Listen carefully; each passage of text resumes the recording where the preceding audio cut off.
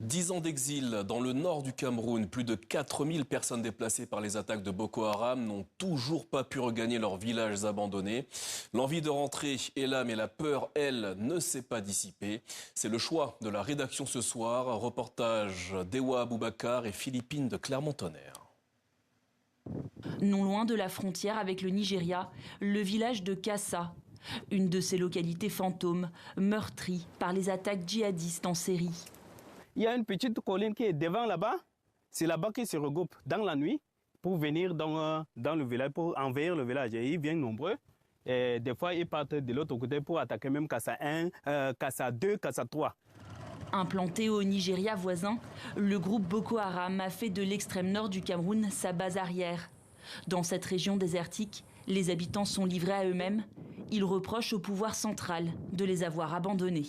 Il y a les routes qui ont vraiment un grand problème. Nous voulons qu'on nous ouvre la route et puis on nous accompagne avec les hommes en tenue pour que la population revienne en totalité.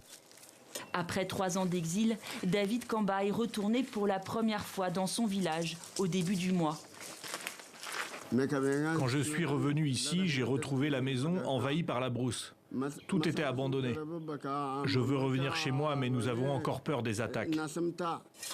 Débroussailler, nettoyer, réparer, dans l'espoir peut-être de revenir un jour. Cet agriculteur de 70 ans fait partie des derniers à avoir quitté le village.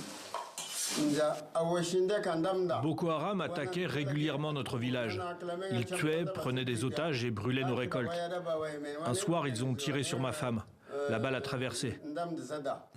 Le père de famille a trouvé refuge dans une salle de classe de ce village à une vingtaine de kilomètres. Ici, il n'a pas de terre à cultiver pour subvenir aux besoins de sa famille. Ici à Mora, nous survivons seulement. Nous sommes entassés comme du bétail. Nous devons tout acheter, nous n'avons pas de moyens. Nous voulons rentrer chez nous, mais nous ne voulons pas mourir là-bas.